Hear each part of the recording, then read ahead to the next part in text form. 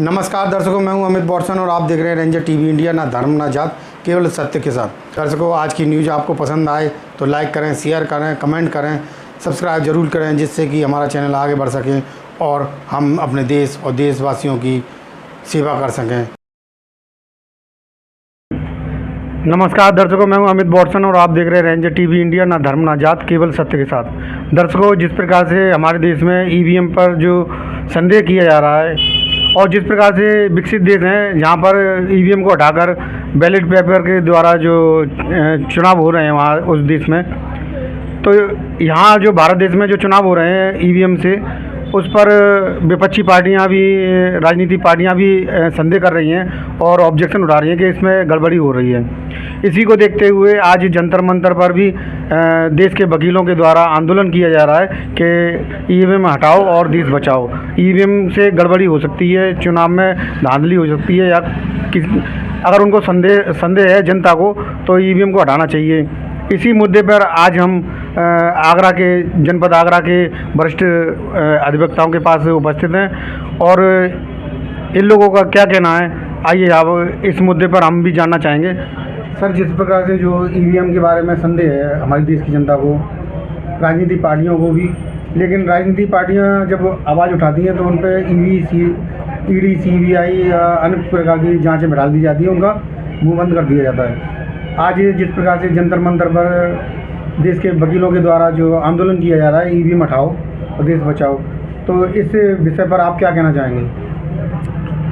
जो हमारे अधिवक्ता साथी जंतर मंतर पर ईवीएम का जो विरोध कर रहे हैं, मैं उनका समर्थन करता हूं, क्योंकि शुरू से ही ईवीएम पर जनता के द्वारा सवाल उठाए जाते हैं। जब भी चुनाव होता है किसी प्रदेश में, वहाँ के तमाम वोटर्स इस बात को कहते हैं कि हम बटन किसी दूसरे चिन्ह का दबा रहे हैं, वोट किसी और को जा रहा है। अब हमारे जो साथी अधिवक्ता दिल्ली में आंदोलन कर रहे हैं और वो ये कह रहे हैं कि हम चुनाव आयोग से ये कह रहे हैं कि हम साबित करके दिखाएंगे कि ईवीएम हैक की जा सकती है, तो उनको क्यों नहीं परमिशन दे रहे इस बात की?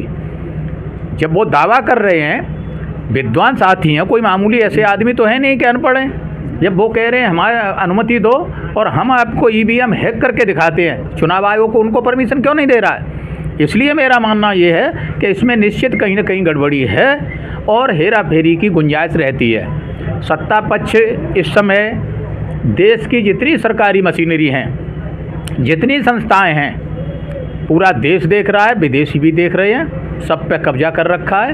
विपक्ष का कोई भी सांसद, कोई भी नेता अपनी आवाज़ उठाता है तो उसकी आवाज़ दबा देते हैं। यहाँ तक कि लोकसभा राज्यसभा में बोलने नहीं दिया जा रहा, उनको निलंबित कर देते हैं, बाहर निकाल देते हैं। और सबसे बड़ी ताकत आज सत्ता के पास है तो वो दुरुपयोग हो रहा है ईडी का।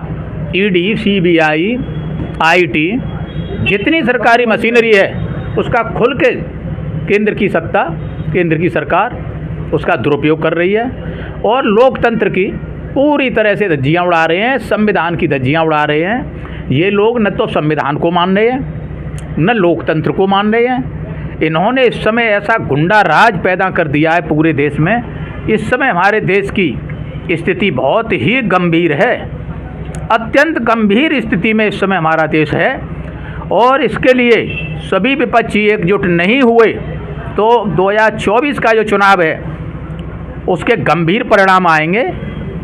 निर्दोष लोगों को, गरीब लोगों को, मध्यम वर्ग के लोगों को किसी को भी न्याय मिलने की उम्मीद नहीं रही है, क्योंकि हम देख रहे हैं कि सत्ता पक्ष के लोग विपक्ष के किसी भी नेता के बारे में अनर्गल बातें करते रहते हैं, तमाम तरह की टिप्पणियां, अभद्र भाषा का प्रयोग करते हैं और विपक्ष का कोई आदमी थोड़ी सी आवाज़ उठाता है, अपने बारे में कुछ भी कहता है, तो उनके जो चमचे बैठे हैं गली मोहल्लों में, शहरों में, तुरंत मुकदमा दर्ज करा देते हैं।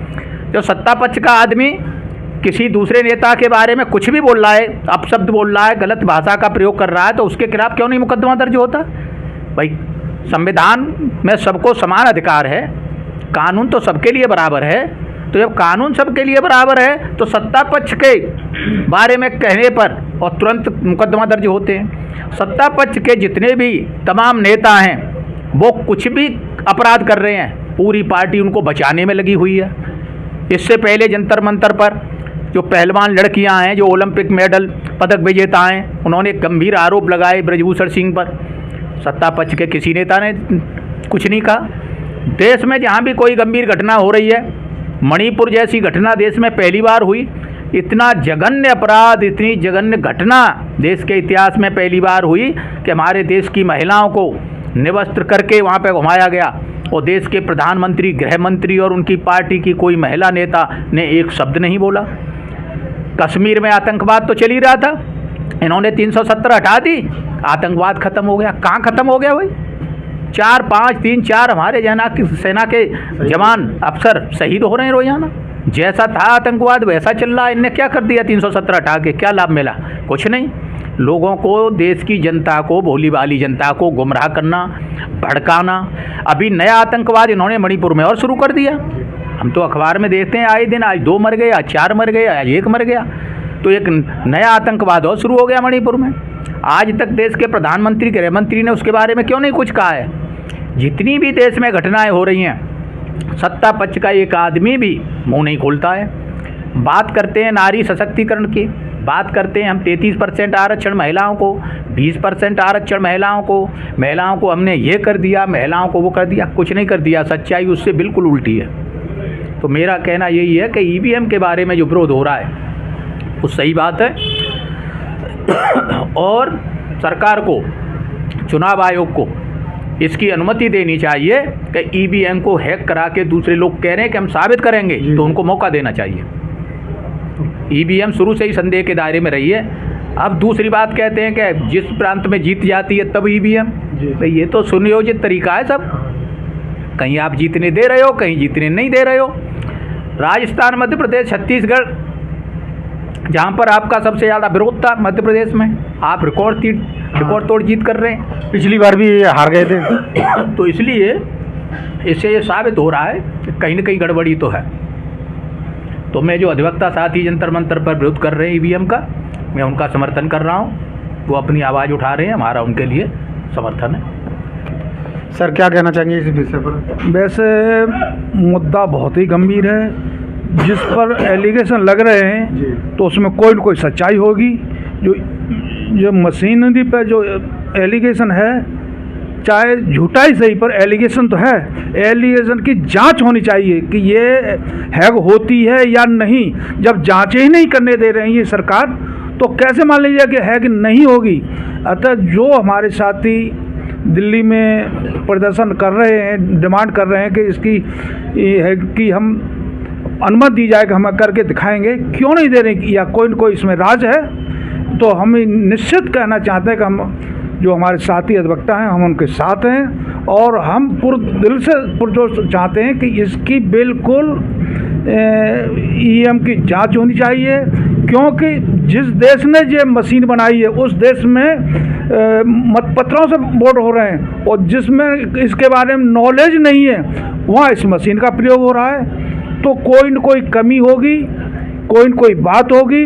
जब जिस देश ने ये मशीन बनाई थी वहाँ बंद कर दी गई है, और दूसरे देश को ये झुंझुना पकड़ा दिया कि इससे आप नाचें, लेकिन हम अपने यहाँ निष्पक्ष चुनाव कराएंगे। इसीलिए इस मशीन से मेरा विचार है कि निष्पक्ष चुनाव होना मुश्किल है। हम तहे दिल से उन अधिवक्ताओं का स्वागत करते हैं जो दिल्ली में इसका समर्थन कर रहे हैं कि ये ईवीएम बंद होनी चाहिए, इसकी जांच होनी चाहिए। और इसीलिए हमारा भी ये है कि ये ईवीएम बिल्कुल बंद होनी चाहिए।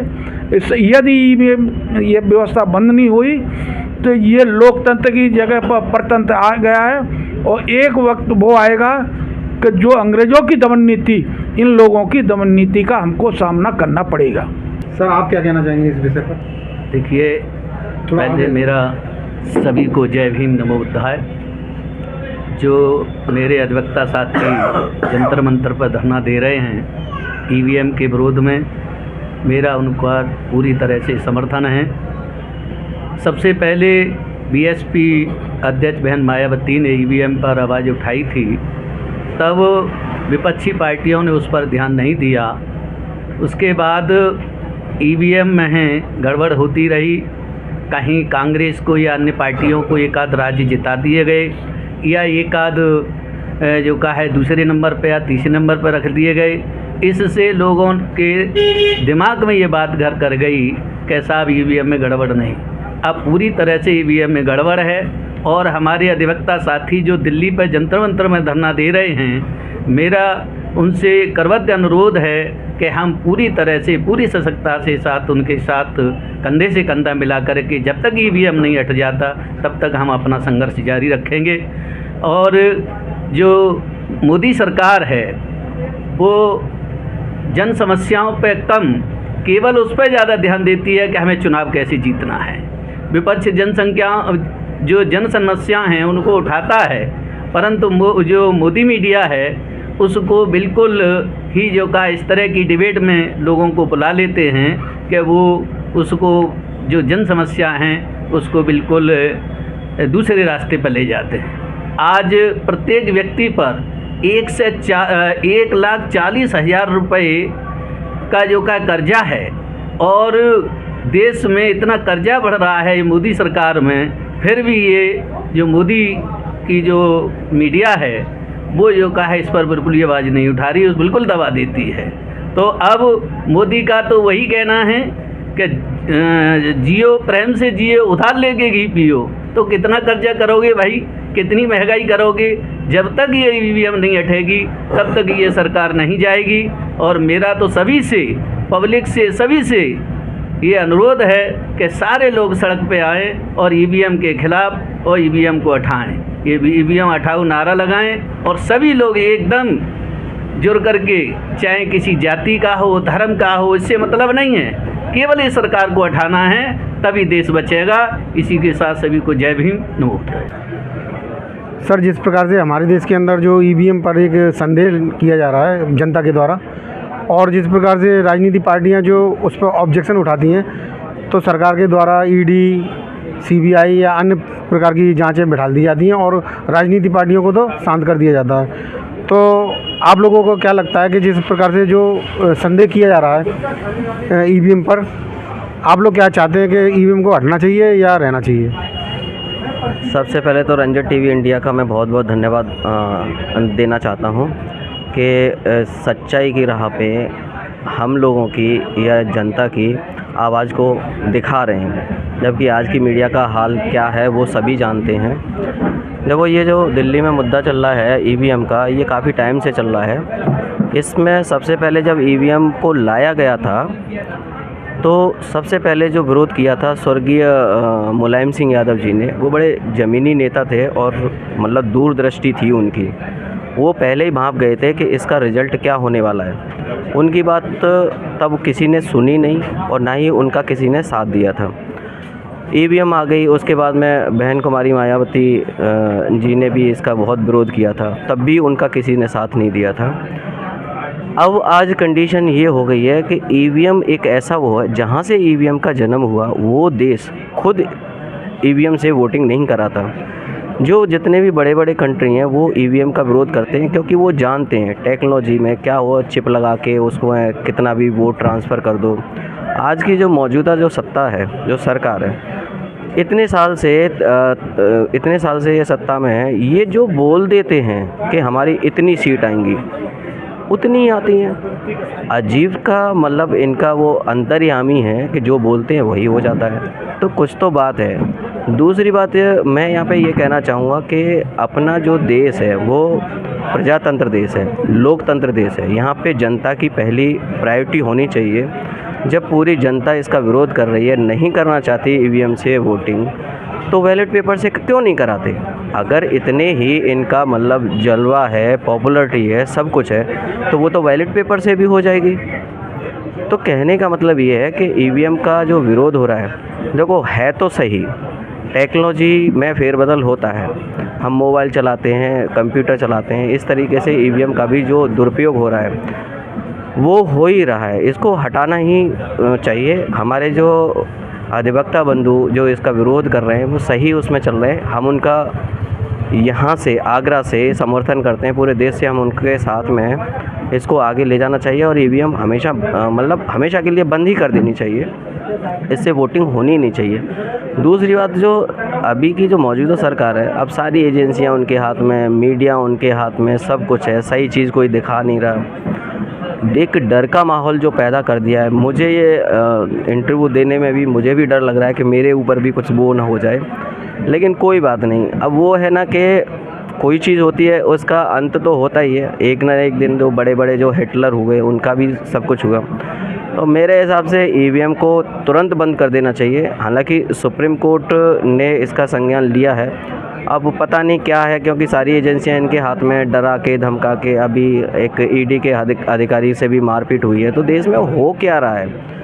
यहाँ से निष्पक्ष तरीके से चुनाव होने चाहिए। चुनाव आयोग क्या कर रहे हैं वो समझ में ही नहीं आ रहा, किसके कहने पे कर रहे हैं वो समझ में नहीं आ रहा। जब इतना देश में विरोध हो ही रहा है तो कुछ तो सच्चाई है। जब इतना विरोध हो रहा है तो उसको तुरंत बंद कर देना चाहिए। बस इतना ही कहूँगा कि इमीडिएट इसको बंद कर देना चाहिए और बैलेट पेपर से ही वो चुनाव होना चाहिए निष्पक्ष तरीके से।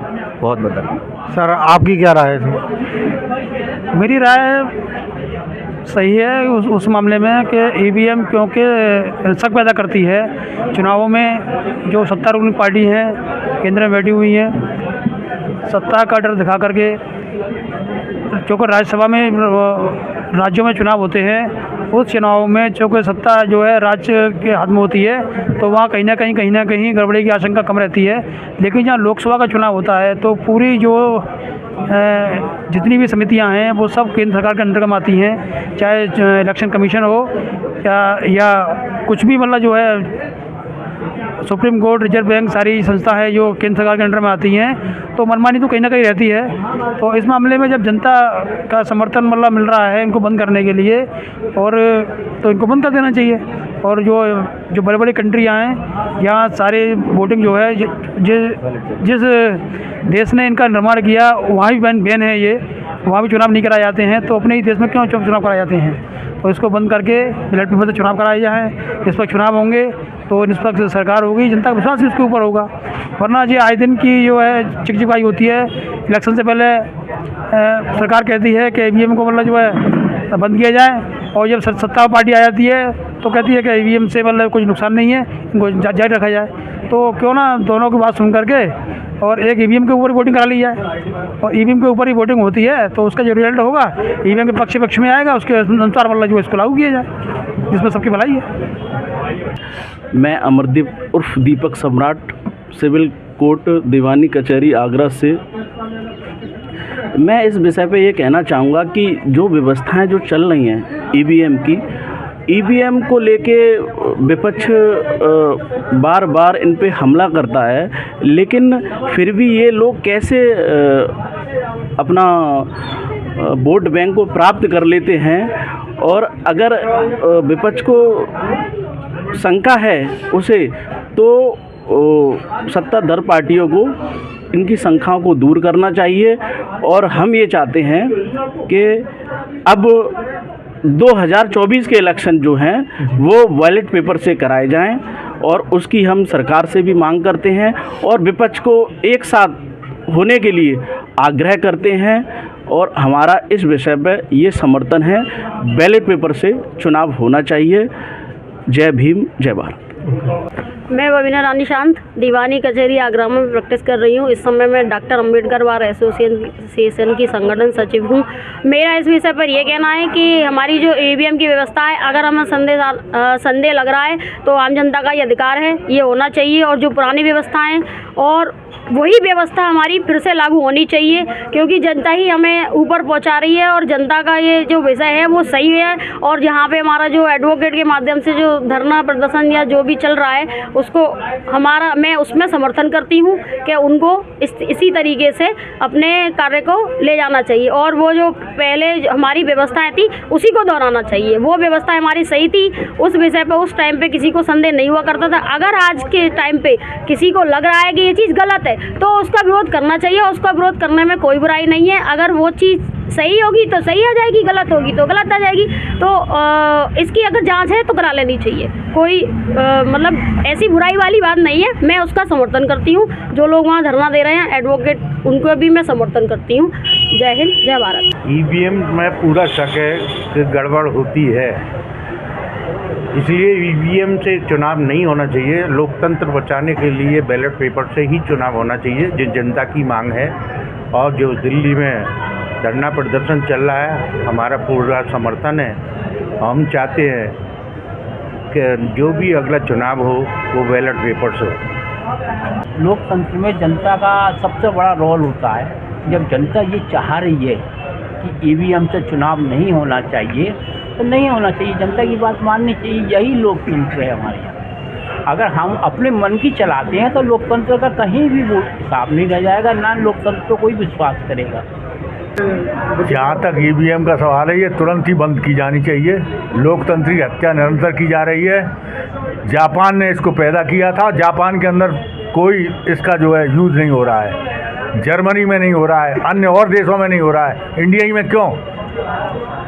ये इसलिए कि जो फासिस्टवादी ताकत है उनको जो है मजबूत किया जा रहा है। इसलिए ये तुरंत ही लोकतंत्र को बचाने के लिए बंद किया जाना चाहिए, ताकि लोकतंत्र की हत्या नहीं हो। जनता इसको चाहती है और जनता ही जनार्दन है, लेकिन जनता की बात को सब समाप्त करके और जो है इसको ईवीएम को जारी रखे हुए हैं। हमारे साथियों ने, सुप्रीम कोर्ट के अधिवक्ताओं ने इसके लिए बहुत बड़ा एक्शन लिया है। हम उसके पूरी तरह साथ हैं और जब भी वो जैसा भी चाहेंगे उनकी मदद के लिए हम पूरी तरह तैयार हैं। कारण क्या है कि कम से कम एक ये रेंजर टीवी जो आया है उसमें मैं उनको धन्यवाद देता हूं। कम से कम वो जनता की कोई बात उठा रहे हैं। आज जो है सारा जो है मीडिया बिक चुका है। सारी चीज़ें जो देश की जनता की बात है वो कोई सुन नहीं रहा है। और मैं उनको बहुत बहुत बधाई देता हूं कि ये बात ले करके आए हैं। मेरा कहना ये है कि भारत एक लोकतांत्रिक देश है और इसमें लोकतंत्र के ही सारे नियमों का पालन होता आया है और होना भी चाहिए, क्योंकि बैलेट पेपर पारदर्शिता रहती है। बैलेट पेपर में आदमी को स्वयं में मालूम पड़ता है कि ये बैलेट पेपर पे हमने इस पर मोहर लगाया है। ईवीएम, पहली बात तो ईवीएम में भी ये पारदर्शिता रहती नहीं है कि आपने बटन कौन सा दबाया और वो आपका वोट किस निशान पे गया। और दूसरी बात क्या होती है कि ईवीएम में गड़बड़ी होने की आशंका है, बैलेट पेपर गड़बड़ी होने की कोई आशंका नहीं है। अतः लोकतंत्र के उसको कानून को, और चूँकि विपक्षियों को भी ये लगता है कि हमको ईवीएम मशीन ने हरवा दिया, हम तो जीत रहे थे, तो ये कहने का मौका विपक्षियों को भी नहीं मिले। इसलिए मेरा निवेदन है भारत सरकार से कि ईवीएम को हटा करके और जनता की मांग के अनुसार पुनः बैलेट पेपर पर इलेक्शन करवाए जाए, जिससे कि सभी लोगों को एक विश्वास रहे कि हाँ साहब जो भी चुनाव हुआ निष्पक्ष हुआ। और जो भी सुप्रीम कोर्ट में अधिवक्ताओं द्वारा जो भी धरना प्रदर्शन ईवीएम को हटाने के लिए किया जा रहा है, उसका हम भरपूर समर्थन करते हैं। मैं भी यही कहना चाहती हूँ, जैसे कि सारे लोगों ने कहा है, बड़े लोगों ने, ईवीएम से किसी को प्रॉब्लम है तो आप वो चीज़ रखिए ही मत। जब आपको जीतना है, निष्पक्ष जीतना है, तो ईवीएम को हटा के हम वैसे भी वोटिंग कर सकते हैं जैसे पहले होती थी। ईवीएम में वैसे भी कई लोगों को जो देखा जा रहा है कि लोग शक की निगाह से देखते हैं। आप वोट किसी को भी दो, ज़्यादा किसी एक पार्टी को। इसलिए ईवीएम को हटा के जैसे चुनाव होते थे पहले लोकतंत्र में, वैसे ही किए जाए, सबके फेवर में वही है। फिर चाहे कोई भी जीते, उसमें सबका भला है। तो आज की न्यूज़ आपको पसंद आए तो लाइक करें, शेयर करें, कमेंट करें, सब्सक्राइब ज़रूर करें, जिससे कि हमारा चैनल आगे बढ़ सके और हम अपने देश और देशवासियों की सेवा कर सकें। इसी के साथ फिर मुलाकात होगी, तब तक के लिए आपसे विदा लेते हैं। नमस्कार।